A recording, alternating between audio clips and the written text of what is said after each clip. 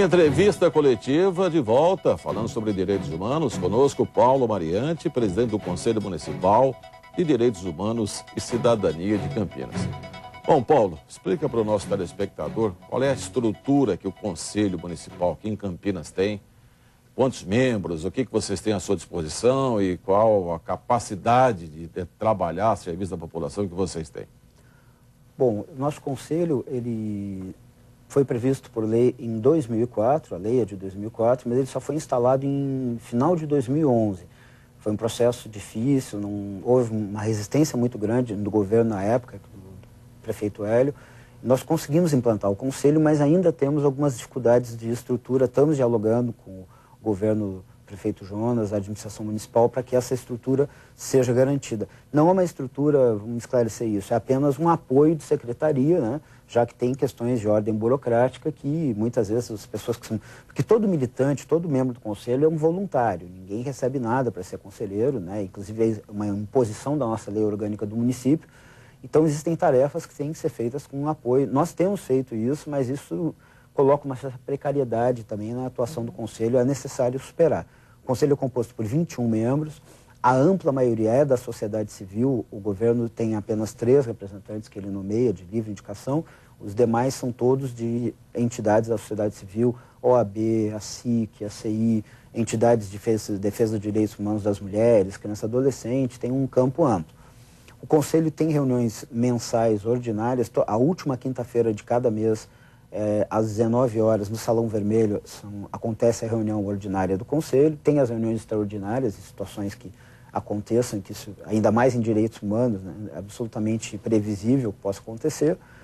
E nós atuamos, os conselheiros, nós tentamos nos organizar para dar conta das diferentes demandas. Então, nós temos pessoas no Conselho que são atuantes na área de criança e adolescente, da mulher, que dialogam em diferentes situações de violência, que tentam dar resposta dentro da atuação cotidiana do Conselho. O que nós temos feito nesse período é pensar no sentido assim, de olhar a cidade e as diferentes demandas e tentar, inclusive, criar uma capilaridade do Conselho mais descentralizada, né? O fato de nós termos as reuniões no Salão Vermelho não pode fazer com que a necessidade de alguém que mora lá no Vida Nova, por exemplo, onde aconteceu aquela barbárie, né, da chacina, que ela se sinta em condições de procurar o Conselho, dialogar com o Conselho e buscar ajuda na situação de violência que ela sofreu. Teve algum momento, desde a criação e implantação do Conselho em 2011, que o Conselho falou assim, esse momento aqui é memorável pela nossa atuação? Assim, em que momento? Bom, o Conselho, ele tem, nessa atuação cotidiana, se defrontado com várias situações de violações de direitos e buscado responder. Eu penso que nós temos alguns momentos que são marcantes na atuação do Conselho e, curiosamente, aí, que relacionam-se com a questão de atuação da polícia e da Guarda Municipal. A Guarda Municipal em relação à população em situação de rua, que é uma população extremamente vulnerável, isso eu acho que é importante pensar. Diferente de outros segmentos que tem, por exemplo, homossexuais, tem grupos organizados desde 95 em Campinas. A população em situação de rua não tem, ela está muito mais exposta, vive uma condição de discriminação, muitas vezes de degradação e muita violência. E nós conseguimos construir um processo de interlocução com a população em situação de rua para que elas nos procurassem quando sofressem essa violência. Foi um momento importante, aconteceu em boa parte ao longo de 2013. Na nossa conferência de direitos humanos, nós tivemos a felicidade de conseguir eleger uma pessoa da população em situação de rua para fazer parte do Conselho. E ela vai? Vai, participa, tem uma participação muito qualificada, né? Isso para nós foi uma coisa muito feliz, uma grande conquista. Paulo, sobre morador de rua, o Conselho estará para, claro, vigiar se algum morador de rua tem os seus direitos humanos ultrajados. Ele não tem que apanhar porque ele é morador de rua. Agora, a população também se sente, de alguma maneira, aspas, agredida pela presença desses moradores, pelo incômodo desses moradores, pela sujeira que eles deixam na rua, as necessidades fisiológicas que fazem na rua. Mais do que defender os direitos deles, não dá para resolver o problema deles e automaticamente resolver o problema da sociedade? Bom, Com certeza, a população da cidade ela tem que ter o seu direito respeitado. Eu sou morador do centro, também falo com muita tranquilidade em relação a isso. Acho que há necessidade de se encontrar um ponto de equilíbrio em relação aos direitos de quem vive na rua, da população em situação de rua e das pessoas que utilizam e frequentam o centro. A solução para isso não é uma solução fácil, porque muitas vezes as pessoas que estão na população em situação de rua são pessoas que tiveram a completa perda, ou pelo menos uma situação quase completa de perda de vínculos familiares, de vínculos sociais. Então, o trabalho com essa população não é um trabalho que resolve em um dia ou em um mês, é um trabalho contínuo e que o que mais ajuda esse trabalho a ser feito é não se criar soluções de pirotecnia, assim, encontramos a fórmula mágica, coisas como aquele programa, por exemplo, Tolerância Zero, que não eram resposta, tanto que a vida mostrou, tanto não era resposta, que em determinado momento tirava e voltava. É preciso ter um processo que pode-se dizer, de certa maneira, de inserção, né, de ressocialização, mas que é feito com muito tempo. Nós temos experiências de pessoas da população em situação de rua que retomam uma vida, por exemplo, de trabalho, né? Agora, isso não se faz de um dia para o outro. O que me parece mais central nessa questão?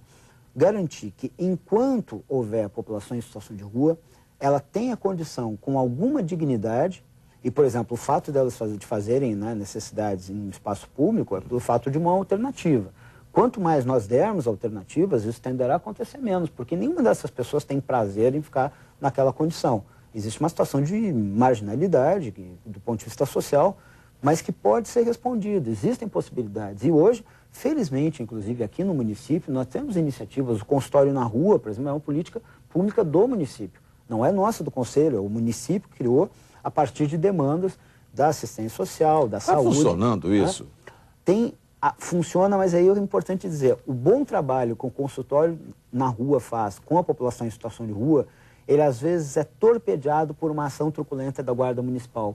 Porque a pessoa em situação de rua, dito morador na rua, eles até brincam, porque se morar na rua é atropelada, a pessoa em situação de rua, ela tem uma desconfiança muito grande. Nós mesmos do Conselho, quando fomos a primeira vez, eles desconfiam de tudo, que é até plausível, quem está na rua está muito exposto. Eles têm que ficar ligados, então não dá né? para... Quando as pessoas, por exemplo, do consultório na rua, do SOS Rua, estão lá conquistando a confiança, um trabalho, outras entidades que trabalham junto lá, são muito dignas, fazendo um trabalho muito nobre, elas são vistas todas como governo. E quando vem a guarda, que também é governo e atua de forma truculenta, ela quebra esse trabalho. Então, existem iniciativas. Hoje, o consultório na rua tem respostas extremamente positivas. Isso reduziu totalmente a população na rua? Não.